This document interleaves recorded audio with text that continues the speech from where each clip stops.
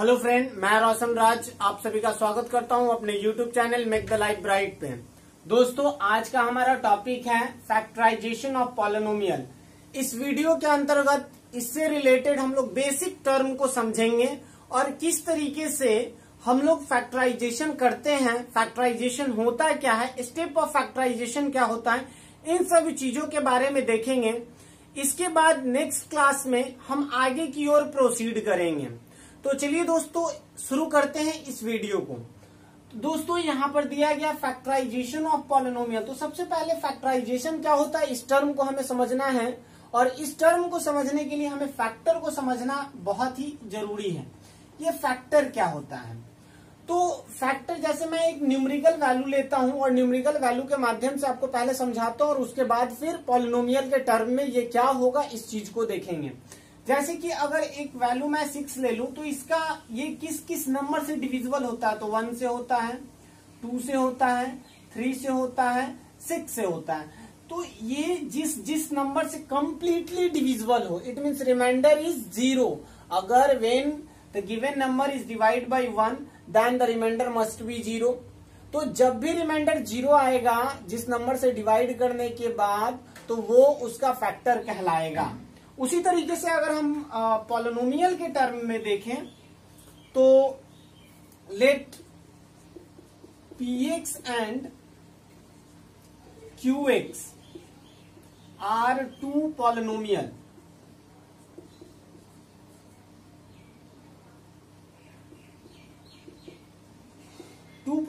यहां पे हम 2 पॉलिनोमियल ले लिए हैं। एक चीज यहां पर यह समझना है कि ये दोनों का डिग्री पर भी थोड़ा डिपेंड करेगा, ठीक है। तो डिग्री वगैरह हालांकि मैंने पिछले वीडियो में ही, जो कि पॉलिनोमियल जो चैप्टर हम लोग देख रहे थे, वहां पे डिग्री क्या होता है, जीरो पॉलिनोमियल क्या है, कांस्टेंट पॉलिनोमियल क्या है, इन सब चीजों के बारे में हम लोग अच्छे से पढ़े थे। और अगर आपने वो वीडियो नहीं देखा है तो डिस्क्रिप्शन में उसका लिंक दिया गया, आप पहले उसको देख लें और उसके बाद इसको समझने का प्रयास करें। तो देखिए, ये 2 पॉलिनोमियल है। If px is exactly divided by qx, then it is said to be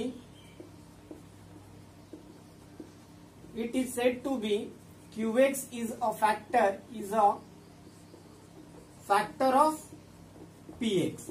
अगर ये exactly divisible हो, px को अगर डिवाइड किया जाए qx से और वो एग्जैक्टली डिविजिबल हो, इट मीन्स रिमाइंडर भी 0, अगर रिमाइंडर हमारा 0 आए तो वो क्या कहलाएगा?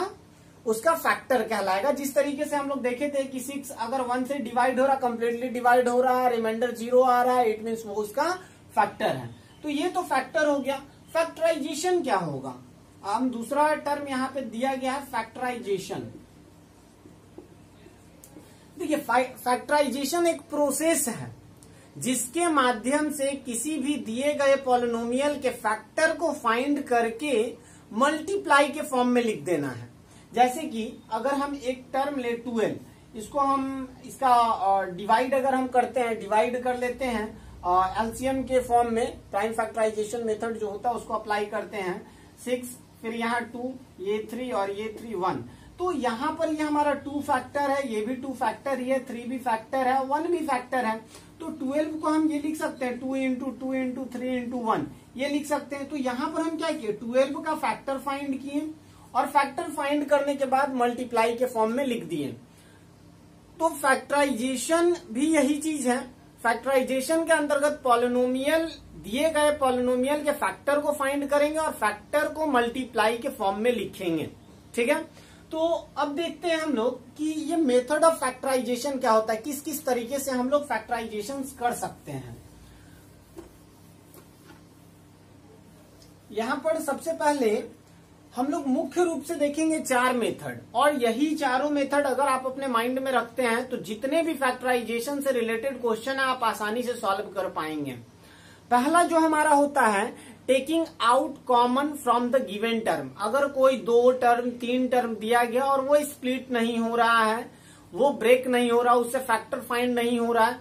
देखिए, मेनली ये जो क्वेश्चन ये जो होता है by taking out the common factor, ये जो टाइप होता है ये 2 टर्म वाले पॉलिनोमियल पे अप्लाई होता है। क्योंकि अगर 3 टर्म वाला पॉलिनोमियल रहेगा तो या तो वो किसी आइडेंटिटी से रिलेट करेगा या तो वो मिडिल टर्म स्प्लिटिंग मेथड पर अप्लाई होगा। तो ये जो मेथड होता है ये हर हमेशा 2 टर्म वाले पे अप्लाई होगा, एप्लीकेबल होगा। हालांकि ये 3 टर्म वाले में भी अगर कोई कॉमन टर्म है तो उसको बाहर निकालते हैं, उसमें भी इसको अप्लाई करते हैं। जैसे कि अगर पहला हमारा क्वेश्चन है यहां पर 5a² minus 2ab, A B हम लोग यहां रहने देते हैं, डबल ए था, ठीक है। तो यहां पर देखिए कुछ कॉमन तो आ रहा है ये दोनों में, ए यहाँ पे और यहाँ पर दोनों में कॉमन है, तो हम कॉमन को बाहर रखेंगे। और अगर इसमें से ए बाहर लिख देते हैं, जैसे ये 5a² को a इंटू ए, अगर a हमारा कॉमन है तो 5a बचेगा, और यहाँ पर a अगर बाहर हम कॉमन कर लिए तो ये 2b बचेगा। तो यहाँ देखिए तो ये एक फैक्टर और दूसरा ये फैक्टर, और ये दोनों फैक्टर को मल्टीप्लाई के फॉर्म में लिख दें, इट मीन्स इसका फैक्टराइजेशन हो गया। दूसरा हमारा आता है फैक्टराइजेशन बाय ग्रुपिंग।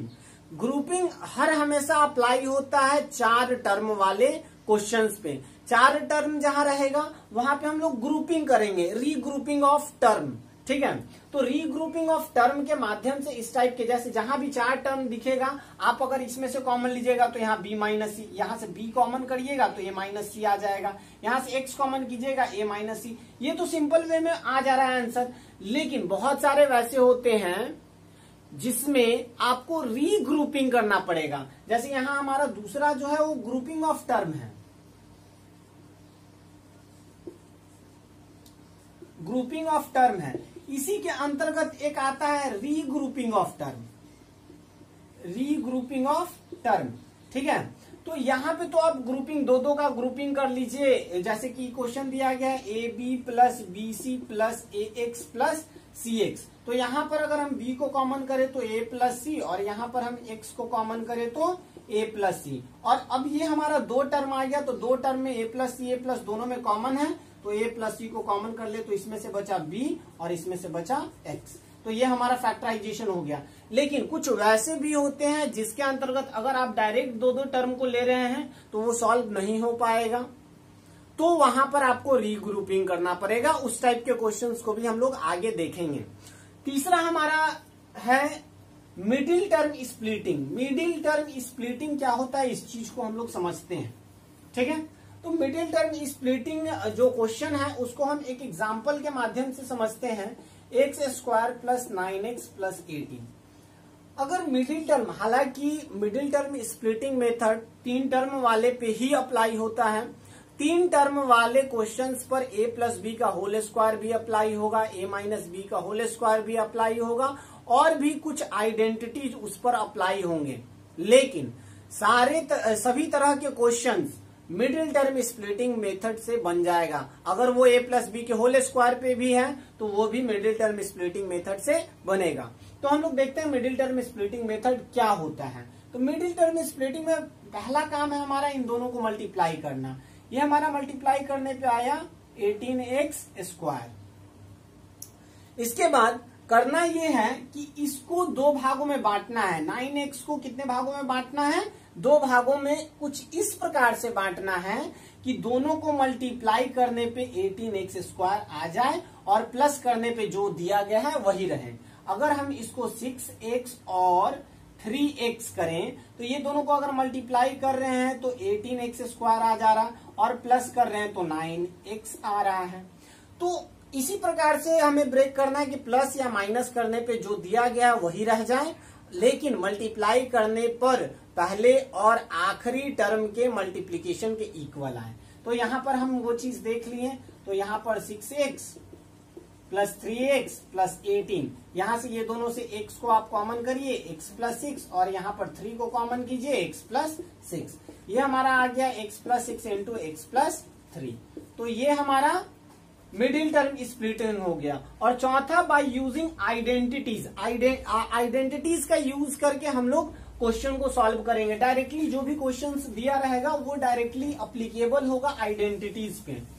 तो देखते हैं और मेनली अगर हम देखें तो आइडेंटिटीज आप जैसे एक मैं देखता हूं ये a प्लस बी का होल स्क्वायर, ये तो आप जानते हैं कि a square plus 2ab plus b square होता है।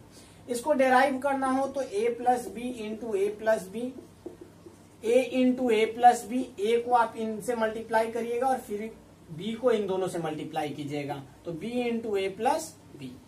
यहां पर अगर आप मल्टीप्लाई करते हैं तो a इंटू ए स्क्वायर फिर a into b a b, यहां पर मल्टीप्लाई करेंगे तो ए बी और ये भी हो जाएगा बी स्क्वायर। तो ये आ गया a square plus 2ab plus b square. तो ये तो हम लोग लेफ्ट हैंड साइड से आए हैं। अगर आपको ये दिया रहे, आपको क्वेश्चन दिया रहे a square plus 2ab plus b square, तब आपको अगर बोला जाए कि इसको a प्लस बी के होल स्क्वायर के टर्म में, या फिर आपको कहा जाए कि इसको फैक्टराइज करिए, तब कैसे करेंगे? तो जाहिर सी बात है middle term splitting method apply करेंगे। ये दोनों को मल्टीप्लाई कर रहे हैं तो a स्क्वायर बी स्क्वायर, ठीक है। तो मिडिल वाले टर्म को ब्रेक कीजिए, a b plus a b में ब्रेक कर दीजिए, दोनों को सम करिएगा 2ab आ जाएगा, मल्टीप्लाई कीजिएगा a स्क्वायर बी स्क्वायर आ जाएगा और ये बी स्क्वायर। तो यहाँ पर हमारा आ गया ए स्क्वायर प्लस, यहाँ पे आप कॉमन करिए a को तो ये आ जाएगा a प्लस बी, यहाँ पर b को कॉमन कीजिए a प्लस बी, तो हमारा a प्लस बी कॉमन ये दोनों टर्म से आया a प्लस बी, तो ये हो जाएगा a प्लस बी का होल स्क्वायर। इसी तरीके से ये भी होगा और ये भी हो जाएगा, ठीक है। ये चार जो है यूजिंग डायरेक्टली मतलब आइडेंटिटीज का इससे रिलेटेड क्वेश्चंस दे देगा और आपसे डायरेक्ट पूछेगा कि इसको फैक्टराइज करिए, तो आप डायरेक्ट इस फॉर्म में, ये फॉर्म दिया रहेगा, ये आपको लिखना पड़ेगा, ठीक है।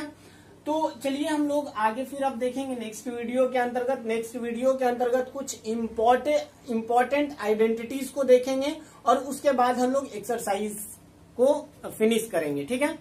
तो अगर आपको वीडियो अच्छा लगे तो प्लीज लाइक शेयर और सब्सक्राइब करना ना भूलें। थैंक यू, जय हिंद।